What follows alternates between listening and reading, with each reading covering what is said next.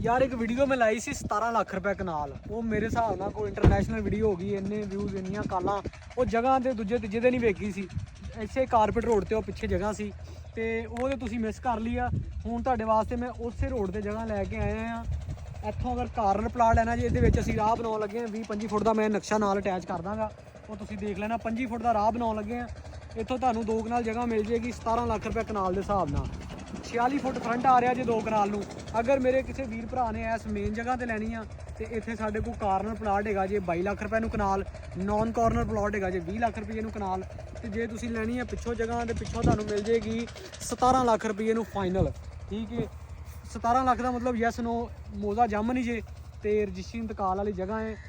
ਫੌਰੀ ਰਾਬਤਾ ਨੂੰ ਕਰੋ, ਤੁਹਾਨੂੰ ਜਗ੍ਹਾ ਲੈ ਕੇ ਦਈਏ। ਰਾਬਤਾ ਨੰਬਰ ਨੋਟ ਕਰੋ 0323 1486 243। ਬਿਜਲੀ ਮੌਕੇ ਤੇ ਮੌਜੂਦ ਜੇ। ਜਿੱਥੋਂ ਕਿਤੋਂ ਵੀ ਤੁਸੀਂ ਲਾਹੌਰ ਦੇ ਕਿਸੇ ਕੋਨੇ ਚੋਂ ਵੀ ਆ ਰਹੇ ਜੇ, ਰੋਡ ਆ ਤੁਹਾਨੂੰ ਪੱਕੀ ਮਿਲਣੀ ਹੈ। ਬਿਹਤਰੀਨ ਅਪਰੋਚ ਹੈ, ਬਿਜਲੀ ਮੌਕੇ ਤੇ ਮੌਜੂਦ ਹੈ। ਬਾਕੀ ਰਾਬਤਾ ਕਰੋ। ਪਲਾਟ ਜਿਹੜਾ ਰੋਡ ਲੈਵਲ ਜੇ, ਪਲਾਟ 11 ਨਹੀਂ ਹੈਗਾ।